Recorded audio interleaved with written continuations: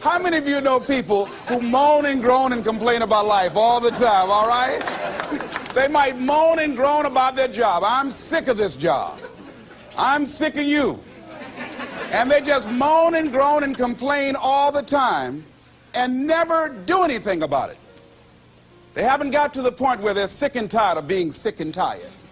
They just have enough energy to complain about it, and they consider that, in fact, they believe that that's equivalent to doing something about it, just complaining. No, that can't get you where you want to go. That cannot create your reality for you. The other thing that keeps most people from realizing their true greatness and their true potential, circumstances, their environment. There are many people who believe because of where they're born, because of the area where they are in life and where they find themselves, that's all they know. Given my circumstances, ladies and gentlemen, I shouldn't be doing what I'm doing right now. See, I know something about you, even not knowing you, that you've got greatness within you. You have the ability to do things that you can't even begin to imagine. You have talents and skills in you that you haven't even begun to reach for yet. No one could have convinced me, given my circumstances, given my background, that I would be doing what I'm doing right now. I was born in Liberty City on a floor on 62nd Street, my twin brother and me. When we were 6 weeks of age, we were adopted. When I was in 5th grade, I was identified as EMR, labeled educable mentally retarded, and put back from the 5th grade into the 4th grade, and stayed in that category until I got out of high school. I have no college training, but here's what happened. I had an intervention in my life. A man who saw something in me at a time that I did not see something in myself. I never forget being in his class one day waiting on a friend of mine who was there to rehearse for a play. He did not show up, and he asked me to go up to the board and write something on the board. And I said, I can't do that, sir. He said, why not? I said, I'm in a special education class. He said, what do you mean? I said, go up to the board and write what I'm about to tell you. I said, I can't do that, sir. Why not? I'm educable mentally retarded. And he came from behind his desk. He said, don't ever say that again. Someone's opinion of you does not have to become your reality. And that changed my life. It was Oliver Wendell Holmes who said that once a person's mind is expanded with an idea or a concept, it can never be satisfied to going back to where it was. So some of you are going to experience a breakthrough. Some of you are going to go back and look at your dreams and brush them off. Some of you are going to begin to look at yourself and say, hey, look here, I know I have not done all that I can do. Whatever goal that you have in mind, I want that to be a goal that will challenge you, something that will make you stretch. It was Osborne who said, unless you attempt to do something beyond that which you've already mastered, you will never grow. What is it that you looked at some point in time and you decided that you couldn't do it, that you talk yourself out of it? Whatever it is, bring it back out there. How you're going to do it, that will come to you in due time. So you don't get in life what you want, ladies and gentlemen. You get in life what you are, not what you want.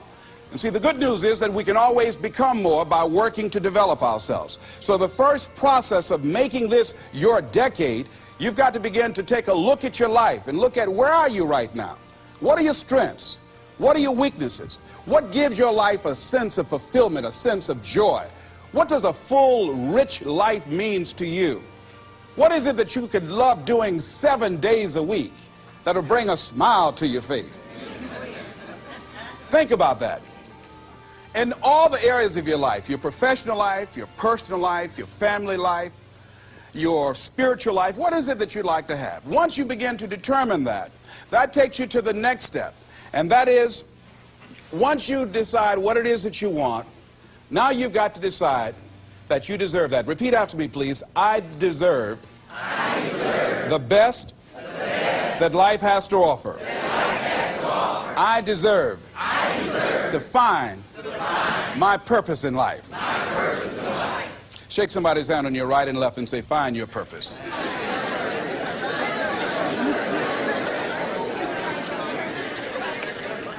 Do you know by actively pursuing your purpose, it could perhaps extend your life?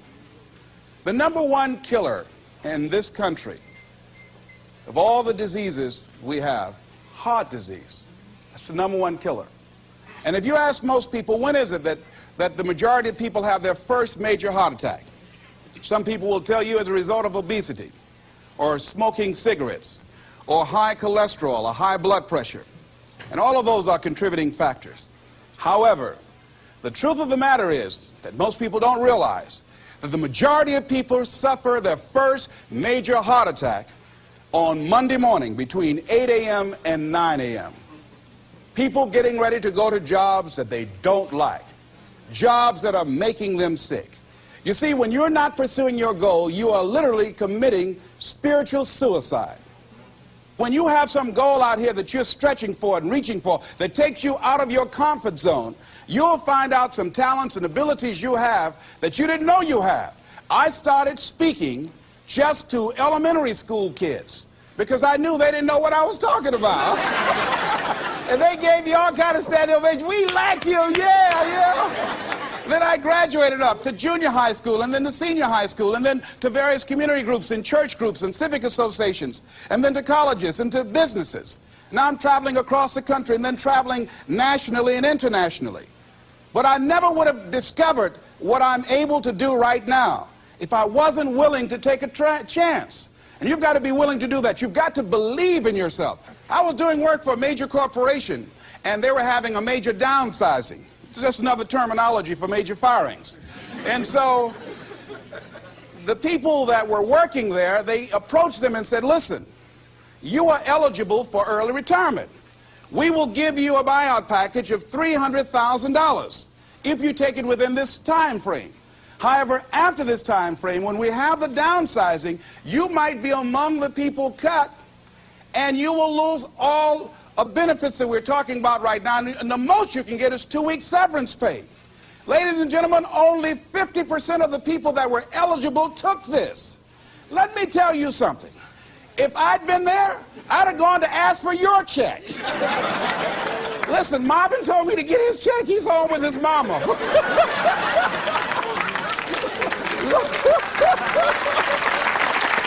What?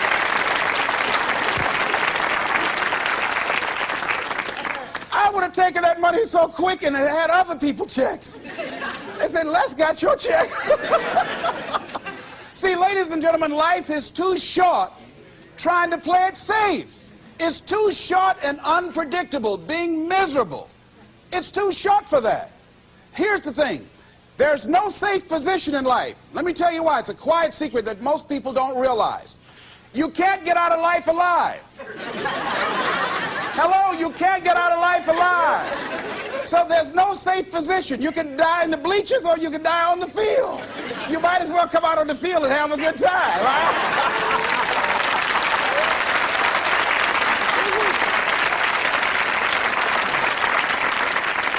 So if you want to make this your decade, you've got to decide to be bold.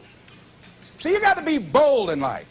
You got to take life on. I remember I was at a major corporation. I had to give a presentation, and there were two guys sitting across from me, and the guy said to the other fellow, looking at the last two finalists, and that involved my firm and their firm, said, listen, looking at the credentials, this guy doesn't have any credentials. We have an advantage here. We've got 2 PhDs between us. I got up and I went in the bathroom and started talking to myself. I said, Les Brown, what do you care about their 2 PhDs?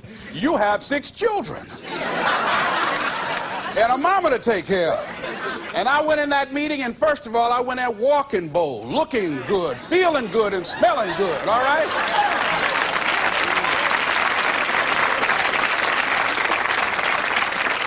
And I sat across that table, and we started negotiating, and I operated in a spirit of absolute certainty.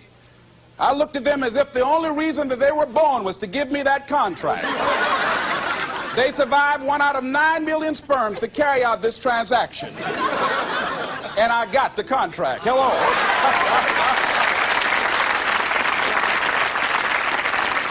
So you got to decide to be bold. Most people go through life trying to creep. No, no, no. Trying to be casual about it. No, no, no. You go through life being casual, you'll end up a casualty.